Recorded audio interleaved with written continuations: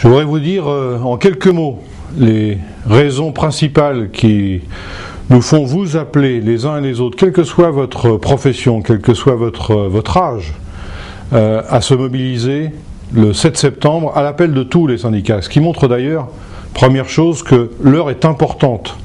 C'est tout simplement parce que le gouvernement nous contraint à ce calendrier, puisqu'il a fait le choix, comme vous le savez peut-être, d'avoir une réforme du régime des retraites dans notre pays qui va marquer la nature des droits sociaux pour des décennies, pour plusieurs dizaines de millions de salariés, dont vous, puisque quel que soit le régime de retraite dont vous dépendez, vous serez concerné par cette réforme qui s'inspire d'abord et avant tout par une recherche d'économie, d'où les mesures qui consistent par exemple à reculer l'âge de départ en retraite, des mesures qui consistent à allonger la durée de cotisation exigée, comme de plus en plus de salariés sont contraints de passer par des périodes de chômage, des périodes de précarité. La conséquence, c'est que les retraites à l'avenir seront moins importantes. Donc il y a urgence à se mobiliser de notre point de vue comme du point de vue des autres syndicats. Rien n'est fait, même si le chef de l'État montre une détermination à vouloir cette réforme.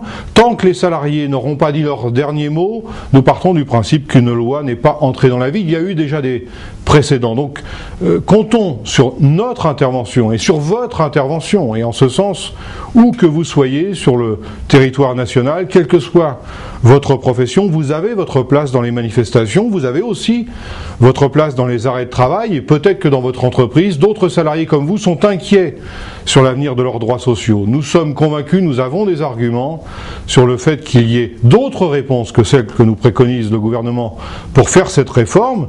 Il y a nécessité de réunir des moyens financiers plus importants pour les retraites à l'avenir, mais absolument pas une réforme qui consacre des économies et donc un recul social. Les salariés sont en droit de refuser qu'une part de la facture de la crise économique mondiale soit payée par les salariés qui ne sont en rien responsables par cette crise. C'est donc un combat tout à fait essentiel qui va continuer puisqu'il a débuté il y a plusieurs mois, mais qui maintenant arrive à une échéance déterminante. Les parlementaires doivent légiférer. Il est donc urgent qu'un grand nombre d'entre nous, d'entre vous, répondiez présent à cet appel et, encore une fois, soyez avec nous, soyons ensemble mobilisés le 7 septembre.